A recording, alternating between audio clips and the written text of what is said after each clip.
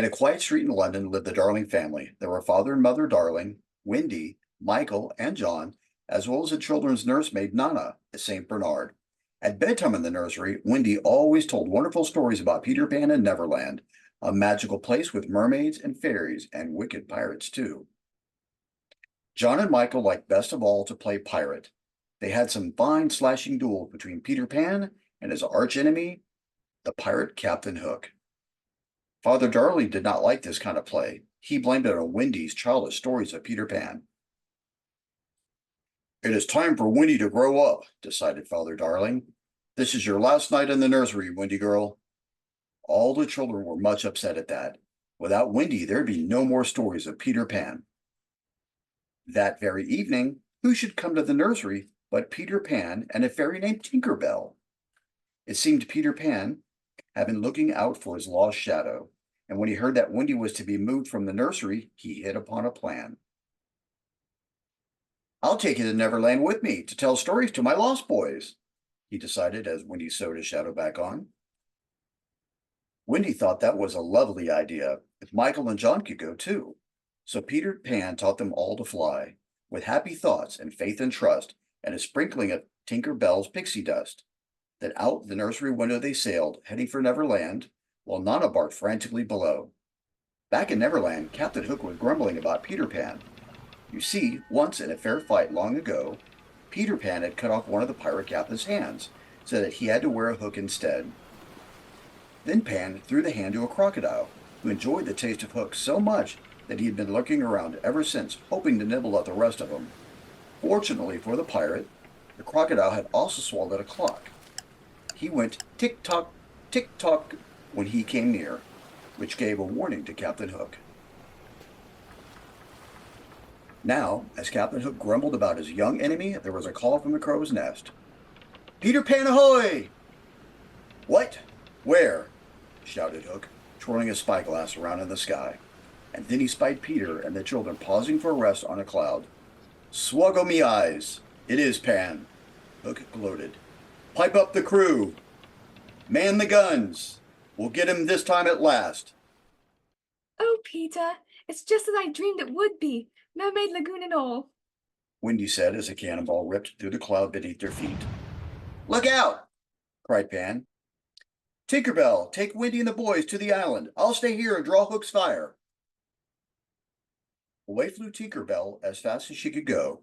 In her naughty little heart, she hoped the children would fall behind and be lost. She was especially jealous of the Wendy girl, who seemed to have won Peter Pan's heart. Straight through the Neverland jungle Tink flew. Down into a clearing, she landed on a toadstool, bounced to a shiny leaf, and pop!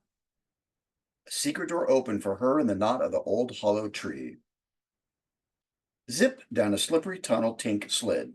She landed at the bottom in an underground room, the secret house of Peter Pan. Ding-a-ling!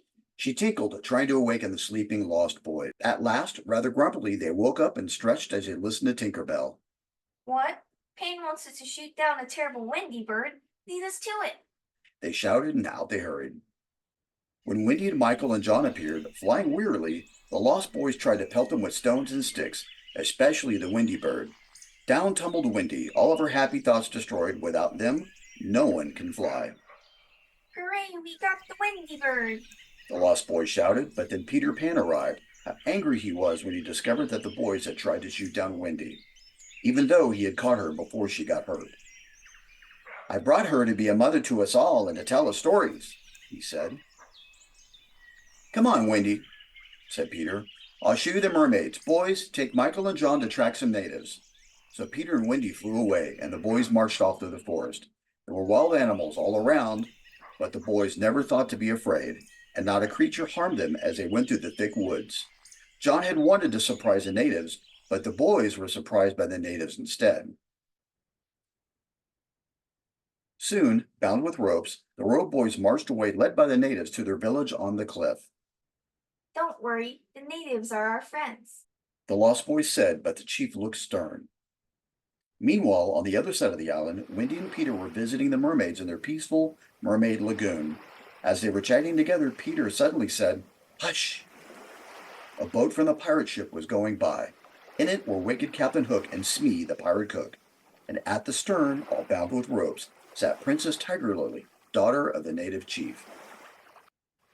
"We'll make her talk," sneered Captain Hook. "She'll tell us where Peter Pan lives. We'll leave her tied to slippery Skull Rock where the tide will wash over her." But proud and loyal Tiger Lily would not say a single word. Peter and Wendy flew to Skull Rock. Peter, by imitating Hook's voice, tried to trick Smee into setting Tiger Lily free. That almost worked, but Hook discovered the trick and came after Peter with his sword. Then, what a thrilling duel they had, all over the rocky cave where Princess Tiger Lily sat, with the tide up to her chin. Peter won the duel and rescued Tiger Lily just in the nick of time. Then he flew to the natives' village to see the princess safely home, and Wendy went along behind. When Peter and Wendy brought Tiger Lily home, the chief set the captives free. Then what a wonderful feast they had. All the boys did native dances and learned native chants, and Peter was made a chief. Only Wendy had no fun at all, for she had to help carry firewood. I've had enough of Neverland. She thought grumpily. I'm ready to go home now. While the celebration was at its height, Smee, the pirate cook, captured Tinkerbell and took her back to the pirate ship. He presented Tink to Captain Hook. "Ah, Miss Bell," said Hook sympathetically, "I've heard how badly Peter Pan had treated you since that scheming girl Wendy came. How nice it would be if we could kidnap her and take her off to sea to scrub the decks and cook for the pirate crew." Tink tinkled happily at the thought. "But alas," sighed Hook, "we don't know where Pan's house is, so we cannot get rid of Wendy for you." Tink thought this over. "You won't hurt Peter?" she asked in solemn, tinkling tones. "Of course not," promised Hook. Then she marched to a map of Neverland and traced a path to Peter's hidden house. "Thank you, my dear," said wicked Captain Hook, and he locked her up in a lantern cage and went off to capture Peter Pan. That night, when Wendy tucked the children into their beds in the underground house, she talked to them about home and mother. Soon, they were all so homesick that they wanted to leave at once for home. Wendy invited all the Lost Boys to come and live with the Darling family. Only Peter refused to go. He simply looked the other way as Wendy and the boys told him goodbye and climbed the tunnel to the Lost Boys' hideout. Up in the woods near the hideout waited Hook and his pirate band. As each boy came out, a hand was clapped over his mouth and he was quickly tied up with ropes. Last of all came Wendy. Zip, zip, she was bound up too, and the crew marched off with their load of children back to their pirate ship. "Blast it," muttered Hook. "We still don't have Pan." So he and Smee left a wicked bomb, wrapped as a gift from Wendy, for poor Peter to find. Very soon, they hoped, Peter would open it up and blow himself straight out of Neverland. On the pirate ship, Captain Hook demanded that Wendy and the boys become pirates. Never. "Then you shall be the first to walk the plank, my dear." In the excitement, no one noticed that Tinkerbell escaped and flew off. Wendy said goodbye, bravely walked out the long narrow plank, and disappeared. Everyone listened, waiting for a splash, but none came. Then they heard a familiar sound. It was Pan. Warned by Tinkerbell, he had arrived just in time to scoop up Wendy in midair and fly her to safety. "This time you have gone too far, Hook," Peter cried. He swooped down from the rigging, all set for a duel, and what a duel it was. While they fought, Tinkerbell slashed the ropes that bound the boys, and they beat the pirates into jumping overboard and rowing away in their boat. Then Peter knocked Hook's sword overboard, and Hook jumped too, and when the children last saw the wicked Captain Hook, he was swimming for the boat, with the crocodile tick-tocking, hungrily behind him. Peter Pan took command of the pirate ship. "Heave the lanyards, up with the jib, we're sailing to London," he cried. "Oh, Michael, John!" cried Wendy. "We're going home!" And sure enough, with happy thoughts of faith and trust, and a liberal sprinkling of pixie dust, away flew the pirate ship through the skies till the gangplank was run out to the Darlings' nursery windowsill. But now that they have arrived, the Lost Boys did not want to stay. "We've sort of decided to stick with Pan," they said. So Wendy, John, and Michael waved goodbye as Peter Pan's ship sailed off through the sky, taking the Lost Boys home to Neverland, where they still live today. Thank you. I hope you enjoyed this story.